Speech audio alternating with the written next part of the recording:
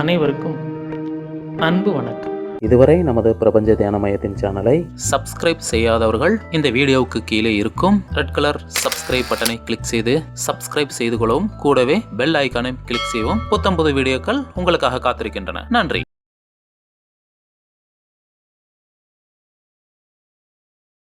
இந்த உலகத்தில் பார்த்தீங்கன்னா 2 விஷயங்கள் உண்டு. ஒன்று உண்மையானது, இன்னொன்று உண்மையைப் போல தோற்றமளிப்பது. மனிதர்களுக்கு துக்கம் எதனால் வருது அப்படின்னு பார்த்தீங்கன்னா, உண்மையினாலே மனிதர்களுக்கு துக்கம் வருவதில்லை, உண்மையைப் போல தோற்றமளிப்பதினாலே வருகிறது. மனிதர்களுக்கு வரக்கூடிய துன்பங்கள் எல்லாமே உண்மையினால் வர்றதில்லை. உண்மையை போல எவையெல்லாம் நம் முன்னால் இருக்கிறதோ அதன் மூலம்தான் மனிதனுக்கு துன்பம் வருகிறது. நம் முன்னால் எது உண்மையைப் போல தோற்றமளிக்கிறது? நாம் தொடர்பு கொள்ளக்கூடிய எல்லா விஷயங்களுமே உண்மையைப் போல தோற்றமளிப்பவை. அவை உண்மை அல்ல. உங்கள் வாழ்க்கையில் நீங்கள் எதை உங்களுடன் வைத்திருந்தாலும், நீங்கள் எதனோடு தொடர்பு கொண்டாலும், எதை நீங்கள் பயன்படுத்தினாலும் அவையெல்லாம் உண்மையானவை அல்ல. ஒரு பொருள் உண்மையானது அல்ல என்பதை எப்படி கண்டுபிடிப்பது? எப்படி கண்டுபிடிக்கிறதுனா, அது உங்களுடன் இறுதி காலம் வரையிலும் வராது. கடைசி வரைக்கும் எது உங்களுடன் வராதோ அது உண்மை இல்லாதது. ஆனால் சிக்கல் என்ன அப்படின்னா, நம்முடன் இறுதி வரையிலும் வராத, நிலையில்லாத பொய்யான ஒன்றோடு தான் நம்முடைய வாழ்க்கையை வாழ வேண்டியதாக இருக்கிறது. நம்முடைய வாழ்க்கையை நாம் பொய்யோடு வாழ்வதால் நாம் என்ன புரிஞ்சுக்கிறோம் அப்படின்னா, பொய்யை உண்மை என்று புரிந்து கொள்கிறோம். இதுக்கு பேர் தான் மயக்கம்னு பேர், மாயைன்னு பேர். இந்த உண்மை இல்லாத ஒன்றை ஏன் நாம் உண்மை என்று நம்புகிறோம்? ஏனென்றால் நம்முடன் அது கூடவே இருப்பதால். ஒரு பொருள் உங்களுக்கு கூட ரொம்ப காலம் இருந்ததுன்னா அது உண்மை மாதிரியே இருக்கும். அதாவது நம்ம உறவுகள் நம்மக்கிட்ட இருக்க, நீங்கள் இப்போ ஒரு பெரிய பணக்கார வீட்டில் பிறந்திருந்தீங்கன்னா நீங்கள் என்ன நினைப்பீங்க அப்படின்னா, நீங்கள் சாகிற வரைக்கும் நீங்கள் பணக்காரராக தான் இருப்பீங்கன்னு நினைப்பீங்க. உங்களுக்கு அதில் சந்தேகமே வராது. ஆனால் அது உண்மை இல்லை. எப்போது வேண்டுமானாலும் நீங்கள் அந்த பணக்கார நிலையிலிருந்து கீழே வந்துட முடியும். நீங்கள் ரொம்ப ஆரோக்கியமாக இருந்தீங்கன்னா, சின்ன வயசுலேருந்தே நல்ல சாப்பாடு கிடச்சி நல்லா சாப்பிட்டு நல்லா ஹெல்த்தியாக இருந்தீங்கன்னா நீங்கள் என்ன நினைப்பீங்கன்னா, நான் கடைசி வரைக்கும் இப்படி தான் இருக்க போகிறேன். அப்படி இல்லை. எப்போது வேண்டுமானாலும் உங்களுக்கு அந்த ஆரோக்கியம் போய்விடலாம். புத்தருக்கு அதுதான் நடந்தது. புத்தருடைய வாழ்க்கையில் அவருடைய தகப்பனார் என்ன பண்ணார்னா, இந்த மாயை நீட்டிக்க விரும்பினார். அதனால் அவர் என்ன பண்ணார் அப்படின்னா, வயதான பெண்களை அவர் முன்னால் அனுப்ப மாட்டார். அவர் அரண்மனையில் வேலை செய்கிற எல்லாரும் பார்த்தீங்கன்னா இளம் பெண்களாகவே இருப்பாங்க. வயதானவர்களை அவர் அரண்மனைக்குள் குறிப்பாக இந்த சித்தார்த்தனுடைய கண்களில் படாமல் வச்சுக்குவார்.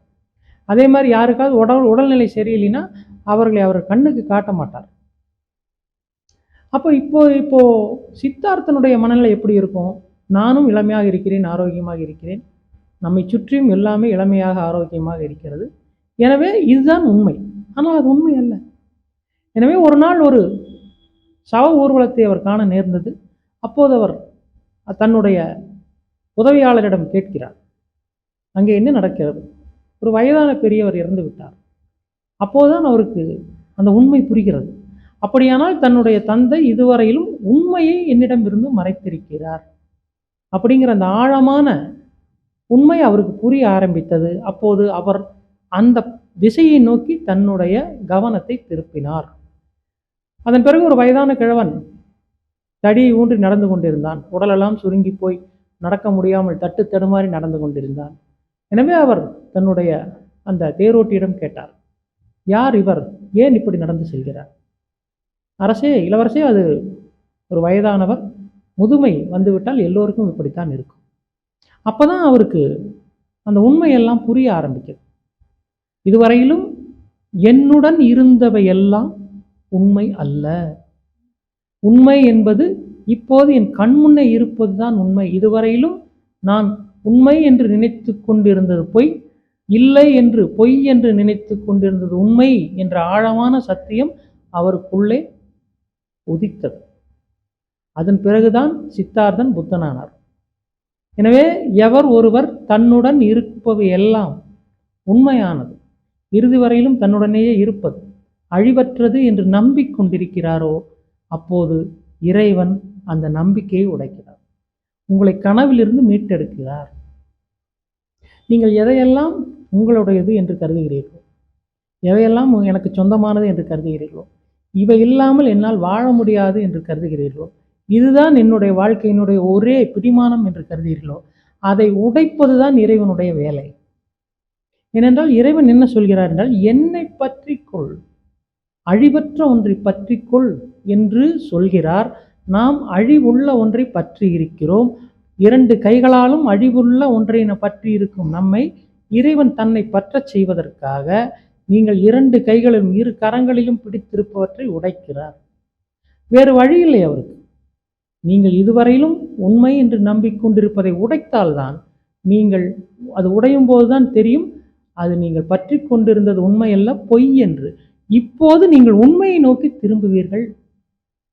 எனவே இறைவன் ஒருவருக்கு துன்பத்தை கொடுக்கிறார் என்றால் இறைவன் அவர் மீது அருள் செய்கிறார் என்று பொருள். துன்பப்படுபவர்கள் பாக்கியவான்கள். எனவே அந்த துன்பம் எதற்காக என்றால் இறைவனை நோக்கி உங்களுடைய கவனத்தை திருப்புவதற்காக. உலகப் பொருட்களிலிருந்து புத்தர், சித்தார்த்தர் உலக வாழ்க்கை வாழ்ந்து கொண்டிருந்தார். உலகத்தில் சுகம் மட்டுமே இருக்கிறது, இன்பம் மட்டுமே இருக்கிறது, துன்பம் என்ற ஒன்றே இல்லை என்று வாழ்ந்து கொண்டிருந்த அவரை புத்தனாக்கியது துன்பம்தான். துன்பத்தை கண்ட பிறகுதான் அவர் உண்மையை உணர்ந்து கொண்டார். எனவே இன்பத்தில் இருக்கும் ஒரு மனிதருக்கு கடவுள் காட்சியளிப்பதில்லை. எந்த மனிதர் துன்பத்தில், துயரத்தில் இருக்கிறாரோ அந்த மனிதரை மீது மட்டுமே இறைவன் கருணை கொண்டு அவருக்கு தன்னுடைய காட்சியை வழங்குகிறார். அப்போ உண்மை என்பது நாம் எண்ணிக்கொண்டிருப்பதாலே மட்டும் ஒரு விஷயம் உண்மை ஆகிவிடாது. உண்மையினுடைய தன்மை என்னவென்றால் அது என்றும் அழியாமல் இருக்க வேண்டும். அப்படியானால் நம்முடன் இருக்கக்கூடிய இந்த உடல், நம்முடைய அந்த பொருள், நம்முடைய உறவுகள் எல்லாமே அழிந்து போகும். எனவே இவற்றை பற்றி இருந்தால், ஒருவேளை இவைதான் உண்மை, இதுதான் என்னுடைய வாழ்க்கை என்று நீங்கள் அதை பிடித்திருந்தால் நீங்கள் துன்பப்படுவதை தடுக்க முடியாது. எனவே துன்பம் என்பது எப்படி தோன்றுகிறது என்றால், இல்லாத ஒன்றை இருக்கிறது என்று பிடித்து கொண்டிருப்பதாலே தோன்றுவது. அது உண்மை அல்ல என்று அந்த உண்மையில்லாத பொருள் மறைந்து போகும்போது, இல்லாமல் போகும்போது நீங்கள் தடுமாறுகிறீர்கள், துன்பத்திற்குள் விடுகிறீர்கள். இப்போது நீங்கள் என்ன செய்கிறீர்களா, திரும்ப அந்த பொருளை நோக்கி அதை சென்று அடைய முடியுமா, திரும்ப அந்த பொருள் நமக்கு வருமா என்ற ஏக்கத்திலேயே உங்கள் வாழ்க்கை கழிகிறது. நீங்கள் திரும்ப அந்த கனவிற்குள் செல்ல முடியுமா, அந்த மயக்கத்திற்குள் செல்ல முடியுமா என்று பார்க்கிறீர்கள். ஆனால் நீங்கள் ஒரு முறை விழித்து விட்டால் திரும்ப நீங்கள் கனவிற்குள் செல்ல முடியாது. எனவே இயற்கை, பிரபஞ்சம், கடவுள் என்ன செய்கிறது என்றால், எது உண்மை என்று தெரிந்து கொள்வதற்காக பொய்களை இல்லாமல் செய்கிறது. பொய் இல்லாமல் போகும்போது தான் எது உண்மை என்று உங்களுக்கு புரியும். எனவே எது உண்மை என்று தெரிந்து கொண்டோம் என்று மகிழ்ச்சி அடைவதற்கு பதிலாக மனிதர்கள் பொய்யை இழந்து விட்டோமே என்று துன்பமடைகிறார். இதுதான் மனிதனுடைய பிரச்சனை. ஒரு மாபெரும் உண்மை உங்களுக்கு புரிந்தது, உங்களுக்கு அந்த அனுபவம் வாய்த்து விட்டது என்ற அந்த கோணத்தில் நாம் பார்க்காம, நாம் பொய்யை இழந்து விட்டோமே, என்னுடைய கனவு கலைந்து போனதே என்று வருத்தம் கொள்கிறோம். எனவே இது மனிதர்களுடைய மனதினுடைய இயல்பு. அப்போ எது உண்மையானது, எது உண்மையானது என்றால், உங்களால் காணப்படும் யாவும் உண்மை அல்ல. எது உண்மை என்றால், எது காண்கிறதோ அது உண்மை. காணப்படுவதிலிருந்து உங்களை காண்பதை நோக்கி நகர்த்துவதன் பெயர்தான் ஞானம் அல்லது கடவுள் என்று. எது காணப்படுகிறது, இந்த உலகத்தில் இருக்கிற எல்லாத்தையும் நீங்கள் பார்க்க முடியும். இந்த பார்ப்பவையெல்லாம் மாயை, உண்மை இல்லை என்று சொல்லப்படுகிறது. அப்படியானால் எது உண்மை, எது காண்கிறதோ அது உண்மை. ஏனென்றால் இங்கே உங்கள் முன்னால் இருக்கக்கூடிய ஒரு மனிதர் இன்றைக்கு இருக்கிறார், உங்கள் கண்முன்னே இருக்கிறார். இப்போ இன்னொரு நாள் காணாமல் போகிறார், நாளை இல்லாமல் போவார். நேற்று இருந்ததை நீங்கள் பார்த்தீர்கள், இன்று அவர் இல்லை, அதை பார்க்கிறீர்கள். இந்த இருந்ததையும் இருப்பதையும் எது பார்க்கிறதோ, இருந்த போதும் பார்த்தது, இல்லாத போதும் பார்த்தது. இருந்தது இப்போது இல்லை, இல்லை என்பதாலே அது உண்மை இல்லை என்றாகிவிட்டது. அப்படியானால் எது உண்மை என்றால், எது இந்த இரண்டையும் பார்த்ததோ அது உண்மை. எனவே நம்முடைய வாழ்க்கையில் மிகப்பெரிய நிறைய பேருக்கு இந்த ஒரு சின்ன வட்டத்துக்குள்ளேயே அவங்க வாழ்க்கை முடிஞ்சு போயிடும். கொஞ்சம் சாப்பாடு, கொஞ்சம் துணி, கொஞ்சம் நகை, கொஞ்சம் உறவுகள், இதுலேயே முடிஞ்சு போயிடும். ஆனால் ஒரு சிலருக்கு இறைவன் அந்த வட்டத்திலிருந்து அவர்களை மீட்டு எடுப்பதற்காக என்ன பண்ணுவார் அப்படின்னா, அந்த அவர் பிடித்து கொண்டிருப்பதையெல்லாம் உடைப்பார். நீங்கள் அழகு தான் முக்கியம் அப்படின்னு நினச்சி நீங்கள் அந்த அழகை மெயின்டைன் பண்ணிட்டு வந்தீங்கன்னா, அழகு தான் நான் அப்படின்னு மெயின்டைன் பண்ணியிருந்தீங்கன்னா உங்களுக்கு அந்த அழகு போயிடும். நான் பெரிய பணக்காரன், பெரிய ஒரு ஜமீனுடைய வாரிசு, நான் ஒரு அரச பரம்பரை அப்படின்னு நீங்கள் நினச்சிட்டு இருந்தீங்கன்னா உங்களை அவர் நடுத்தரவு கொண்டு வந்துடுவார். எனவே நான் ஒரு பெரிய தொழிலதிபர், நான் மிகப்பெரிய ஒரு வியாபாரின்னு நினச்சிட்டு இருந்தீங்கன்னா நீங்கள் யாரோ ஒருவரிடத்தில் கைகட்டி வேலை செய்யுமாறு உங்களை மாற்றிடுவார். இதெல்லாம் எதற்காக என்றால், நீங்கள் எதை உண்மை என்று நினைக்கிறீர்களோ அது உண்மை அல்ல என்று உங்களுக்கு உணர்த்துவதற்காக. அவ்வளோதான். இதை நீங்கள் புரிந்து கொண்ட அந்த கணமே நீங்கள் அதிலிருந்து வெளியே வந்துவிட முடியும். இதுவரையிலும் நான் கண்டது, அதாவது நம்ம ஆழ்ந்த உறக்கத்தில் இருக்கிறோம். ஆழ்ந்த உறக்கத்தில் இருக்கும்போது ஒரு புலி நம் மீது பாய்ந்து நம்ம கடிக்க வருது. நாம் என்ன பண்ணுறோம், அந்த உறக்கத்திலிருந்து கத்திக்கிட்டே எழுந்திருக்கிறோம். எழுந்த உடனே பார்த்தீங்கன்னா கொஞ்ச நேரத்துலேயே அந்த பயம் நமக்கு போயிடும். ஏனென்றால் இப்போது நம் முன்னால் அந்த புலி இல்லை, நாம் காண்பதெல்லாம் கனவு. ஆனால் இந்த கனவில் இருக்கும் வரைக்கும் அந்த மனிதன் துன்பப்படுகிறான். ஒரு காட்டின் வழியே நாம் நடந்து போகிறோம், ஒரு புலி நம்மளை துரத்துது, ஓடுறோம், நம்ம மூச்சரைக்கிறக்கு ஓடுறோம். நாம் ஓடி ஒரு கட்டத்தில் பார்த்தீங்கன்னா அந்த கனவுல அந்த புலி விரட்டுற வரைக்கும் நமக்கு அந்த துன்பம் இருக்கும். ஆனால் நீங்கள் விழித்து கொண்டால், டக்குன்னு கண்ணை முழிச்சு உட்கார்ந்தீங்கன்னா அந்த புலியும் அந்த காடும் மறைஞ்சு போயிடும். இதுதான் ரகசியம். மனிதர்கள் துன்பப்படுவதற்கு காரணம் என்னவென்றால், அவர்கள் கனவில் இருக்கிறார். கனவில் அந்த புலி இருக்கிறது, அவர்களும் இருக்கிறார். இன்னும் சொல்ல போனால், எவையெல்லாம் உங்களை பயமுறுத்துகிறதோ அவையெல்லாம் கனவிலிருந்து தோன்றுவது. உண்மையான எதுவும் உங்களை பயமுறுத்துவதில்லை. அதாவது கனவு உங்களை அந்த துக்கத்திற்குள் வைத்திருக்கிறது. நீங்கள் விழித்த உடனேயே அந்த நிஜம் உங்களை அந்த துன்பத்திலிருந்து மீட்டெடுக்கிறது. எனவே நீங்கள் அந்த துன்பத்திலிருந்து வெளியே வருவதற்கு ஒரே வழி என்னவென்றால், நீங்கள் விழிப்பது தான். அதை தவிர வேறு வழியே இல்லை. ஆக உண்மை என்பது எதற்காக, பொய்யினுடைய வேலை என்ன என்றால், இந்த உண்மையை அறிந்து கொள்வதற்காக இந்த பொய்கள் உருவாக்கப்பட்டிருக்கிறது. அதாவது விழிப்புனா என்ன அப்படின்னு தெரிஞ்சுக்கிறதுக்காக உங்களுக்கு உறக்கம் வழங்கப்பட்டிருக்கிறது. நம்முடைய வாழ்க்கையில் பெரும்பாலான நேரங்களில் நாம் விழிப்பதே இல்லை. நம்முடைய வாழ்க்கை முழுவதும் உறக்கத்தில் தான் இருக்கு. உறக்கத்திலேயே சாப்பிட்றோம், உறக்கத்திலேயே விளையாடுறோம், உறக்கத்திலே வேலை செய்கிறோம், உறக்கத்திலே கல்யாணம் பண்ணிக்கிறோம், உறக்கத்திலே இறந்தும் போகிறோம். எனவே நம்முடைய வாழ்க்கை முழுவதுமே விழிப்புணர்வு இல்லாத நிலையில், நம்மை சுற்றி என்ன நடக்கிறது என்று தெரியாத நிலையிலேயே நம்முடைய வாழ்க்கை முடிந்து விடுகிறது.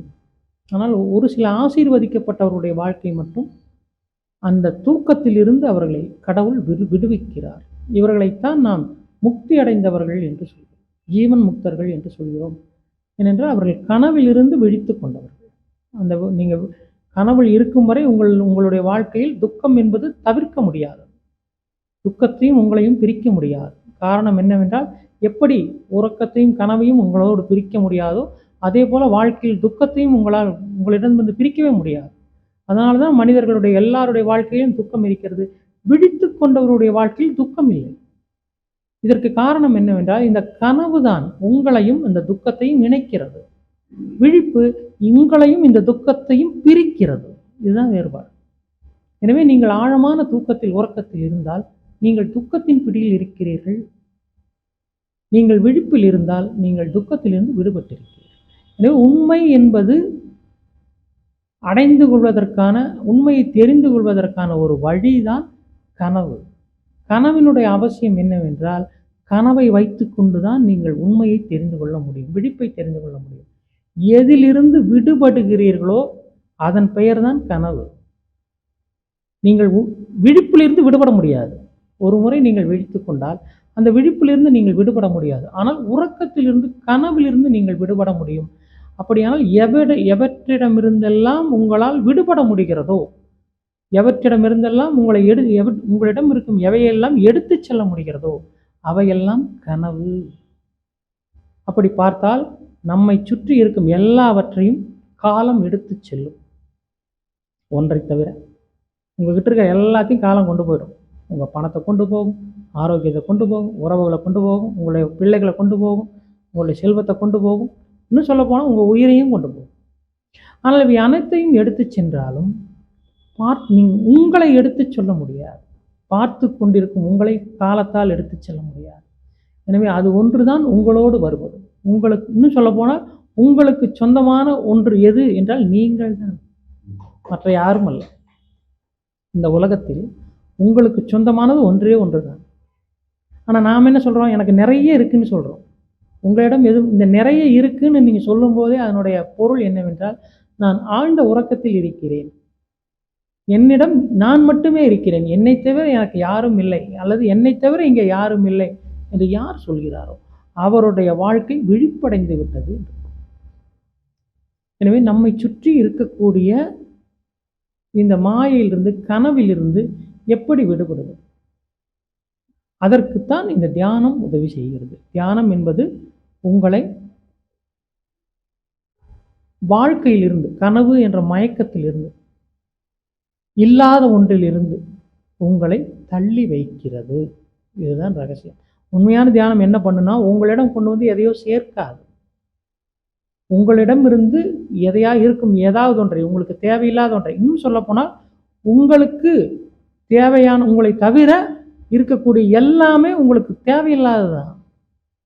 உங்களுக்கு தேவையானது நீங்கள் மட்டுமே, உங்களுக்குள் இருக்கும் ஏதோ ஒன்று மட்டுமே. அதை தவிர மற்ற எல்லாமே சுமைதான். எனவே எவர் ஒருவர் தன்னை மட்டும் சுமந்து கொண்டிருக்கிறாரோ அவர் விடுதலை பெற்றவராக கருதப்படுகிறார். மற்றவற்றையும், அது உங்களுடைய எண்ணமாக இருந்தால் கூட அது கூட சுமைதான்.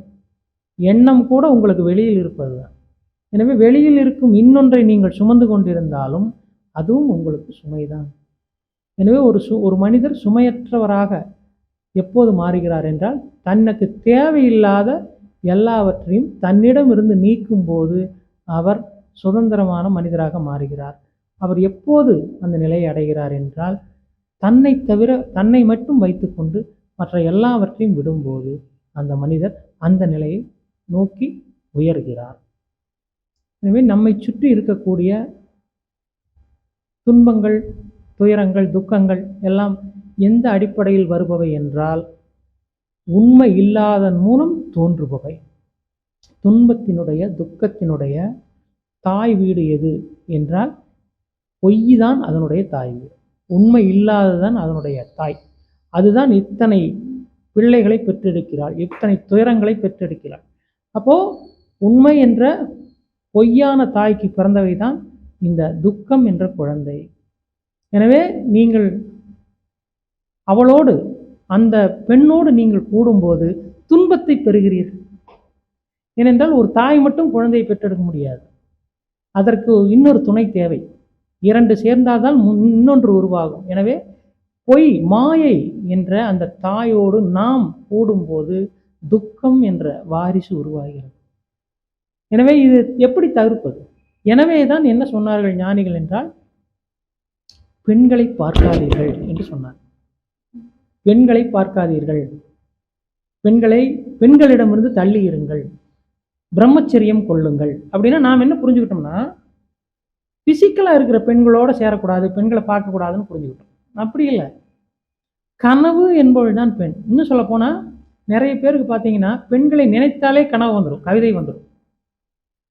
பெண்களை நினைத்து கொண்டா அவன் உடனே கவிஞனாகி விடுகிறான், கனவுக்குள் சென்று விடுகிறான். அப்போ இந்த பெண் என்பவள் கனவு. இந்த கனவோடு நீங்கள் இணையும் போது, அந்த மயக்கம் என்ற அந்த தன்மையோடு நீங்கள் இணையும் போது துக்கம் என்ற குழந்தை பிறக்கிறது. இவ்வளவுதான். எனவே நீங்கள் உண்மை இல்லாததோடு கூடும்போது, உண்மை இல்லாததோடு நீங்கள் உங்களோட வாழ்க்கையை பிணைத்துக் கொள்ளும் போது, உங்கள் வாழ்க்கை துணையாக பொய்யை ஏற்றுக்கொள்ளும் போது துக்கம் தவிர்க்கப்பட முடியாது. எனவே நீங்கள்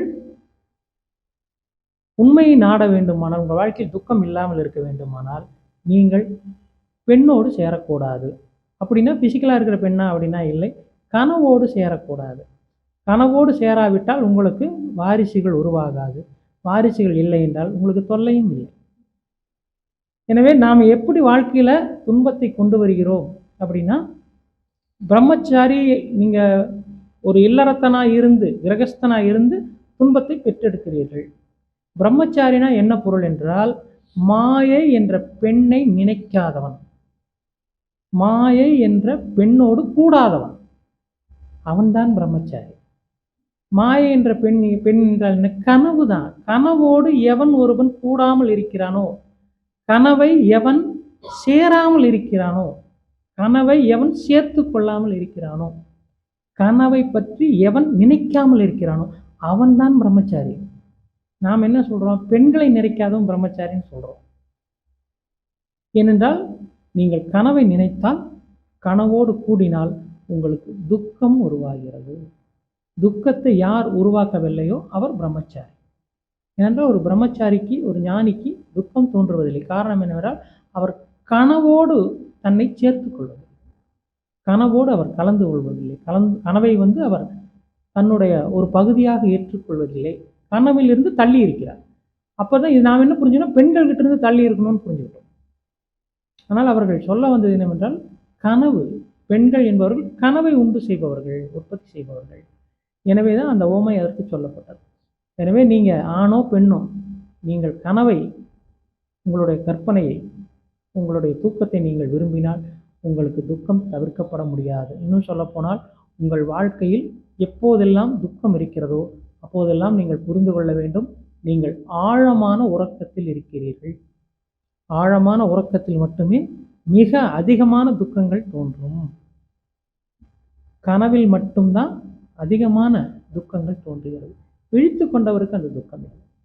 எனவே ஒரு மனிதர் துக்கப்படுகிறார், துயரப்படுகிறார், துன்பப்படுகிறார், கண்ணீர் விடுகிறார் என்றால் அதற்கு காரணம் அந்த துக்கம் அல்ல, அவருடைய கனவு தான், உறக்கம்தான் காரணம். அவருடைய உறக்கத்தை கலைக்காமல் அவர் துக்கத்திலிருந்து வெளியேற எந்த வழியும் இல்லை. வெளியே இருந்து ஒருவர் எவ்வளவு கத்தினாலும், ஒரு புலி துரத்துது, வெளியே இருந்து ஒருத்தர் கத்திக்கிட்டே இருக்கார், கனவு காண்றவரும் கத்துறார், புலி என்ன துரத்துது, புலி என்ன துரத்துதுன்னு கத்துறாரு, மூச்சு இறைக்குது, அவருக்கு வேர்க்குது, எல்லாமே நடக்குது. வெளியே பக்கத்தில் உட்காந்து ஒருத்தர் இது கனவு, இது கனவுன்னு சொல்லிட்டு இருக்கிறதுனால அவருக்கு அந்த துன்பம் போகாது. அவர் விழித்து கொண்டால்தான் அந்த துன்பம் போகும். எனவே இதுதான் உண்மையினுடைய ரகசியம், பொய்யினுடைய மர்மம். எனவே நாம் நம்முடைய வாழ்க்கையில் எல்லாருடைய வாழ்க்கையிலும் துக்கம் இருக்குது, எல்லாருடைய வாழ்க்கையிலும் துன்பம் இருக்குது. ஞானிகளுடைய வாழ்க்கையில் மட்டும் துன்பம் இல்லையே. ஏன் என்றால் ஞானிகள் விழித்து கொண்டவர்கள். விழித்து கொண்டவர்களைத்தான் நாம் புத்தர் என்று அழைக்கிறோம். புத்தர் என்றால் விழிப்படைந்தவர் என்று பொருள். அவருடைய வாழ்க்கையில் துக்கம் இல்லை. எனவே உங்களுடைய வாழ்க்கையில் நீங்கள் விழித்து கொள்ளாத வரை துக்கத்தை தவிர்க்க முடியாது. இதுதான் மனிதருடைய வாழ்க்கையில் துக்கம் ஏற்படுவதனுடைய ரகசியம். இந்த வீடியோ உங்களுக்கு பிடித்திருந்தால் லைக் செய்து உங்கள் நண்பர்களுக்கு ஷேர் செய்யவும். மேலும் உங்களின் மேலான கருத்துக்களை கீழே உள்ள கமெண்ட் பாக்ஸில் கமெண்ட் செய்யவும். மேலும் 9566293484 என்ற எண்ணிற்கு வாட்ஸ்அப்பில் தொடர்பு கொண்டு தகவல்களை பெறவும், உங்களது கருத்துக்களையும் தெரிவிக்கவும். அனைவருக்கும் நன்றி, வணக்கம்.